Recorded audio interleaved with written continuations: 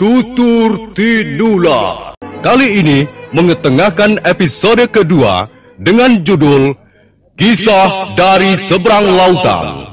Dalam seri yang ke-55 ini didukung oleh para pemain Edi Dosa sebagai Lo Sisan, Eli Ermawati sebagai Mesin, Ivoneros sebagai Sakawuni, Surya Tanjung sebagai Jaran Lejong, Edi Juni sebagai Puye, Dibyo sebagai Tambir, M. Abud sebagai Sokol, Iwan Dahlan sebagai Rake Dukut, dan Nusri pembawa cerita.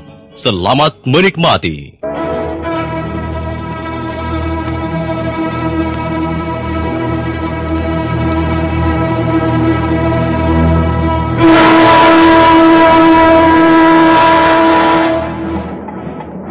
Tambir dan Puye yang pada dasarnya masih sakit hati dan dongkol segera menyerang pendekar Lo dan istrinya. Halaman rumah penginapan menjadi gaduh oleh bunyi orang berkelahi. Ketika mereka tengah seru-serunya bertarung, mendadak seorang penunggang kuda datang dan langsung masuk ke tengah-tengah halaman. Apa maumu? Jangan kurang ajar. Ayo turun. Dia sengaja mengganggu urusan kita, Puye. Lihat, dia malah bermain-main dengan kudanya di tengah halaman. Hai, kau sadar apa yang kau lakukan ini? Mengapa tidak? Kalianlah yang tidak sadar apa yang kalian lakukan. Kalian hanya tahu menjalankan perintah pimpinanmu untuk kemudian terima upah. Perempuan hina, mau cari perkara saja. Kalau kau tidak mau turun, kami akan berbuat kasar. Baiklah, aku akan turun. Hap! Nah, aku sudah turun. Kalian tentu akan berbuat sopan padaku sekarang? Iya. Asal kau segera minggir dan jangan turut campur urusan kami. Aku sungguh tidak senang pada orang yang suka membuat keonaran. Tak ada yang membuat onar. Kami akan menangkap dua orang asing itu karena memang mereka mempunyai kesalahan. Apa kesalahan mereka? Kau bukan petugas. Bahkan kami belum mengenalmu. Tak ada hakmu untuk mengusut perkara ini. Cepat minggir. Kalau begitu aku terpaksa tidak mau minggir. Mereka adalah teman-teman baikku. Aku harus tahu apa kesalahan mereka. Kalau memang mereka akan ditangkap. Di desa ini bukankah ada undang-undangnya? Ada peraturannya? Jangan banyak mulut. Kau tidak berhak mengatur kami. Kami bebas melakukan apa saja di daerah kami. Oh, kalau begitu kami pun bebas melakukan apa yang kami sukai. Kalian juga tidak berhak mengatur kami. Kurang ajar. Ayo Tambir. Sasaran kita bertambah satu orang lagi. Hiya! Ayo! Hiya!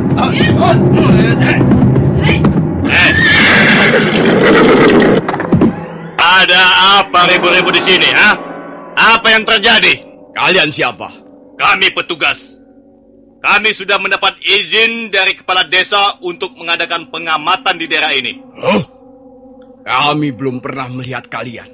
Apa buktinya bahwa kalian petugas? Oh, rupanya kau orang yang tidak mudah mempercayai sesuatu. Baiklah, akan kuperlihatkan suatu bukti. Nih, lihat. Rencana ini adalah bukti yang sah bahwa kami bukan bertindak atas dasar perorangan. Kami mengemban tugas dari pemerintah Kediri. Namaku Jaran Lejong. Dan 3 orang temanku ini adalah prajurit-prajurit Kediri yang ditugaskan menemani aku selama mengadakan pengamatan ke berbagai wilayah desa. Baiklah, baiklah. Kami percaya. Lalu, apa maksud kalian datang ke desa kami? Kami datang untuk mencari pendekar-pendekar pilih tanding. Karena itu, kalian tak perlu bertengkar dan berbaku hantam di tempat ini. Kalau kalian gemar ulah kanuragan, datanglah sekarang juga ke halaman balai desa. Di sana kalian diberi kesempatan menunjukkan kemampuan kalian sebagai pendekar. Nah, ayo bubar. Bubar semua. Jangan berkelahi hanya karena perkara kecil. Ayo bubar.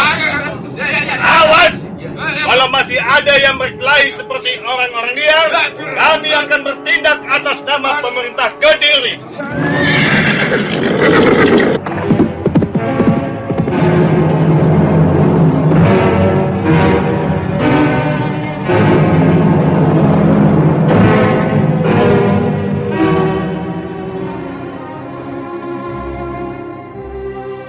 kalian berdua tidak ingin ikut ke balai desa? Barangkali kami akan ikut sebagai penonton saja. Ah, kau terlalu merendah. Kulihat kalian mempunyai kepandaian yang cukup tinggi sebagai pendekar. Kami hanya sedikit menguasai ilmu pukulan. Dan ya, itu kami pelajari hanya untuk membela diri di dalam setiap perjalanan. Aku lihat dua orang itu tidak begitu senang dengan adanya pertandingan di balai desa. Iya, aku juga mendapat kesan begitu. Barangkali mereka takut dikalahkan pendekar dari daerah lain. Itu adalah akal licik Rake Dukut. Dia tak ingin pendekar dari desa Pongging, Jongan, dan Jaban datang dan ikut bertanding. Karena itu dia menugaskan beberapa orang, termasuk Tambir dan Puye, agar mencegat mereka di hutan tarik. Rake Dukut ingin mewakili beberapa desa sekaligus untuk ikut bertarung di pelataran Candi Sorabana. Sekarang menjadi lebih jelas. Lupanya Tambil dan Puye mencurigai kita. Mereka kira kita pendekar dari daerah lain yang akan ikut bertanding di candi tersebut. Iya, begitulah. Iya. Rake Dukut memang licik, dan dia pun tak segan-segan berlaku curang dalam setiap pertandingan. Nah, aku mau pergi ke balai desa. Tunggu. Kami masih belum tahu tentang dirimu yang sebenarnya.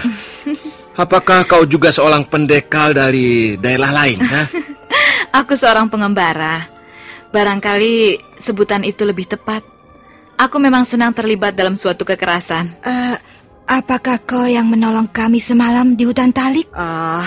Apa bedanya yang menolong aku atau orang lain? Lupakan saja soal itu. Mengapa kau tak mau menyebutkan siapa namamu? Namaku? Namaku Angin. Angin Lengan Seribu. Iya. Benar-benar wanita aneh. Gadis yang unik. Iya, gadis yang sangat brutal dan berani. Ulakan, tapi sebenarnya dia baik hati. Lalu, bagaimana kita sekarang ini, Maisin? Aku ingin melihat jalannya pertandingan di balai desa. Kalau begitu tunggu sebentar. Aku akan berpakaian dan setelah itu kita berangkat ke balai desa.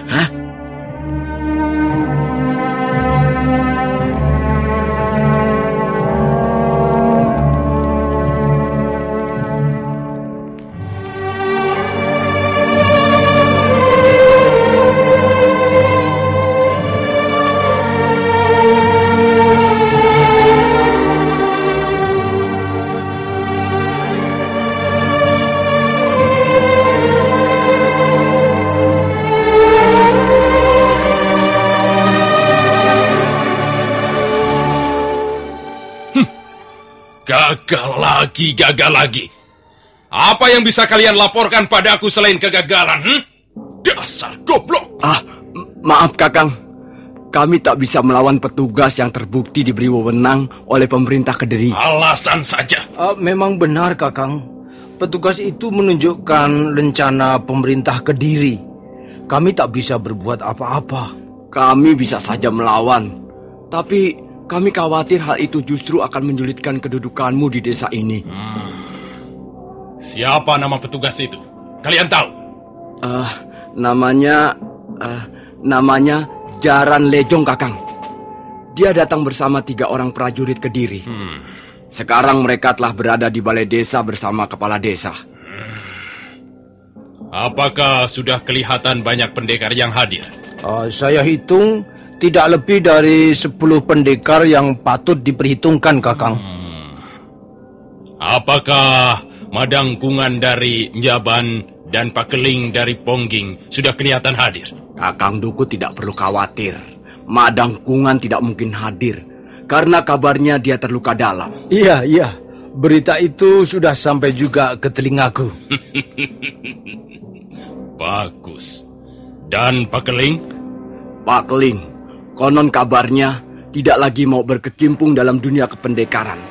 Aku tahu hal ini dari Kurantil adiknya. Bagus. Ini baru berita gembira. Berarti saingan beratku berkurang 2 orang. Tapi ada 1 orang pendekar yang patut diperhitungkan, Kakang. Orang itu mungkin sudah kau kenal baik. Pendekar dari desa Jongan itu maksudmu? Benar, Kakang. Sokol, pendekar dari desa Jongan itu sudah hadir sejak pagi tadi. Itu soal mudah. Aku tahu bagaimana caranya mengalahkan Sokol dari Jongan. Nah, sekarang begini saja. Kau Tambir? Ya. Kau berangkat dulu ke balai desa. Aku dan Puye akan menyusul kemudian. Baik. Sekarang, Kakang? Iya, sekarang. Tambir melangkah keluar menuju ke arah kuda yang ditambatkan di bawah pohon. Dan sebentar kemudian anak buah Rake Dukut itu sudah melarikan kudanya ke balai desa.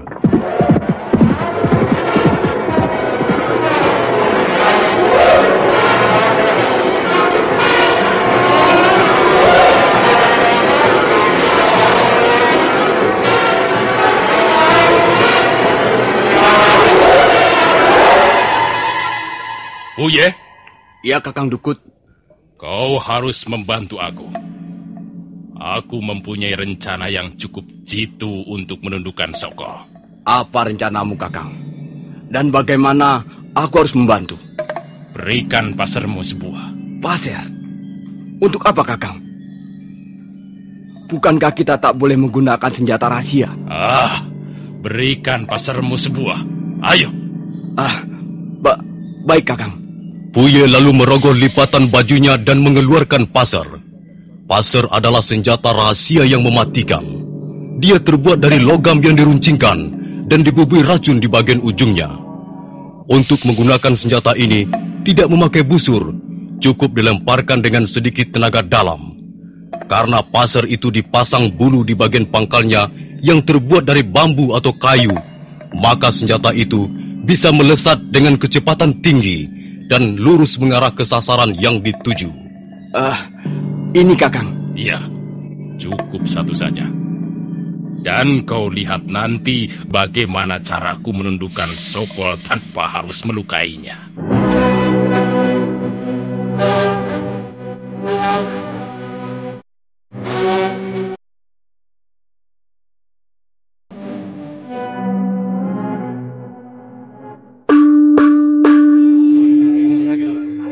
Nah, dengarkan. Pertandingan ini akan segera dimulai. Siapapun boleh masuk ke gelanggang untuk memperlihatkan kemahirannya. Tapi ingat, pertandingan ini hanyalah untuk menyaring siapa pendekar yang pantas mewakili 4 desa. Desa Tebu, Jongan, Pongging, dan Jaban. Pertarungan tidak boleh sampai melukai lawan, membuat cedera yang berat, apalagi membunuh. Dan barang siapa keluar sebagai pemenang, maka dia berhak mewakili 4 desa sekaligus untuk ikut bertanding di Candi Sorabana besok, tepat pada bulan purnama. Nah, silahkan mulai.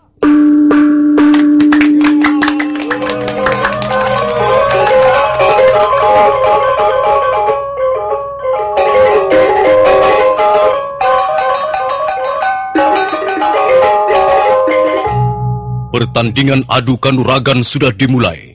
Yang pertama kali turun adalah 2 pendekar dari desa Tebu sendiri. Pertandingan hanya berlangsung 10 jurus, disusul pertandingan berikutnya yang berlangsung lebih singkat, 8 jurus. Pada saat itulah, sebuah bayangan berkelebat ringan muncul dari tengah-tengah penonton. Bayangan yang ternyata adalah seorang laki-laki berpakaian serba hitam.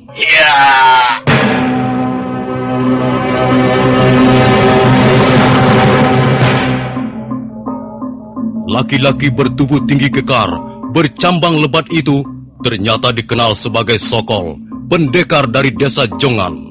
Sokol segera melepaskan baju hitamnya dan membuang ke tepi gelanggang, diterima oleh anak buahnya.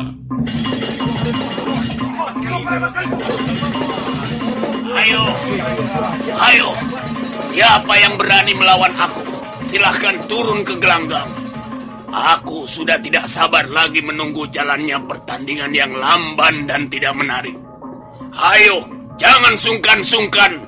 Lawanlah aku, Sokol pendekar dari Jongan. Iya. Bagus. Jadi kau yang mau melawan aku? Iya. Aku Tambir dari Desa Tebu yang akan melawanmu. Besar juga nyalimu, Tambir. Apa sudah kau pikir masak-masak? Sokol, aku tahu kau pendekar pilih tanding. Tapi hal itu tidak membuatku menjadi gentar. Soal adu ilmu kanuragan adalah soal memukul atau menendang. Belum tentu kau yang sudah punya nama tersebar ke 4 desa bisa merobohkan aku. Selama aku pun bisa memukul ataupun menendang. Akan kita lihat. Iya.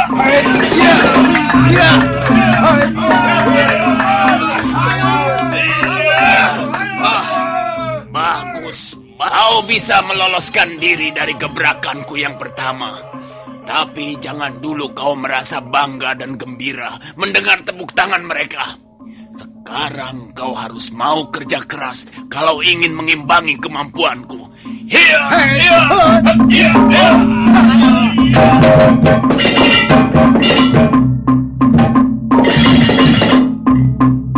Sokol terus memburu Tambir dengan serangan-serangan beruntun yang cukup terarah.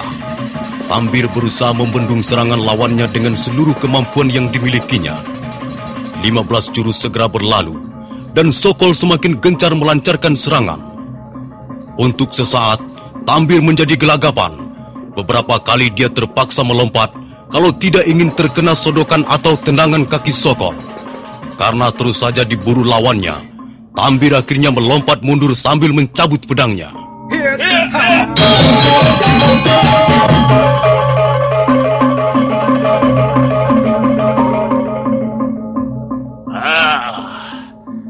Kau ingin mengajakku bermain-main dengan senjata?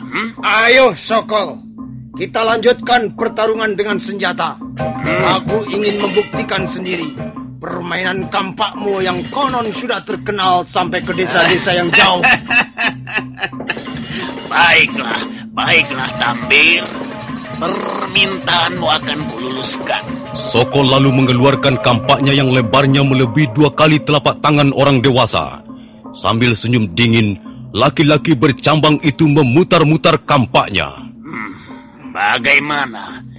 Kau sudah siap, Tambir? Silakan mulai dengan jurus kampakmu yang pertama.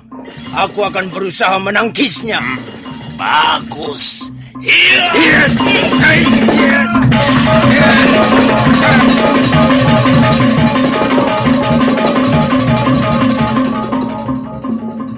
Dengan pedangnya yang besar, Tambir berusaha menahan serangan kampak Sokol yang datang bertubi-tubi. Penonton yang berkerumun di sekitar gelanggang menahan napas setiap senjata Sokol berkelebat di udara dan membentur pedang Tambir. Sokol memang ahli memainkan jenis senjata seperti itu. Gerakannya nampak ringan, diimbangi langkah dan lompatannya yang lincah. Tambir memang sebenarnya berada di bawah Sokol tingkat kemampuannya, tapi dia bukanlah orang yang mudah menyerah. Melihat lawannya yang ulet bertahan, Sokol kelihatan kesal dan gusar. Karena itu, dia semakin menekan Tambir, tanpa memberi ruangan kebebasan lagi untuk berkelit dan menghindar. Pada saat pertarungan menjadi semakin seru dan berbahaya, mendadak Tambir menjerit sambil meraba dadanya.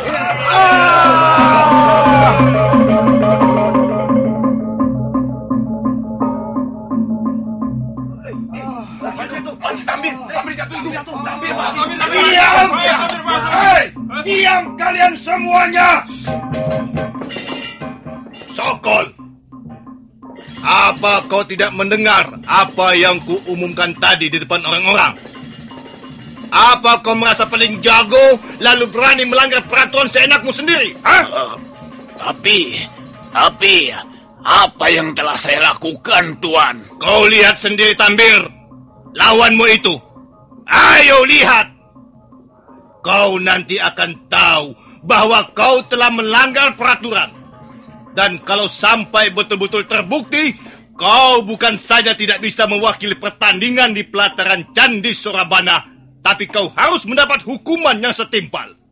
Hayo, jangan melongot saja di situ. Lihat lawanmu itu. Lihat apa yang dialaminya. Sokol pelan-pelan mendekati tubuh Tambir yang menggeletak di tengah gelanggang. Tiba-tiba wajah Sokol menjadi pucat, putih seperti kapas. Tidak. Aku tidak membunuhnya. Aku tidak membunuhnya.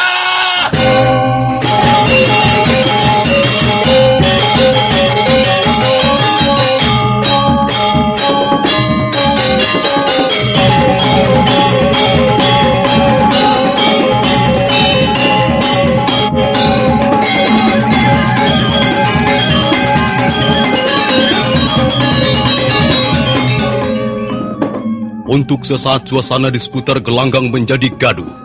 Kepala desa Tebu sampai maju ke tengah gelanggang untuk melihat mayat Tambir. Nah, para pendengar sekalian, bagaimana kisah selanjutnya? Apa sebenarnya yang telah terjadi? Silakan menunggu kelanjutan kisah ini dalam seri berikut. Sampai jumpa.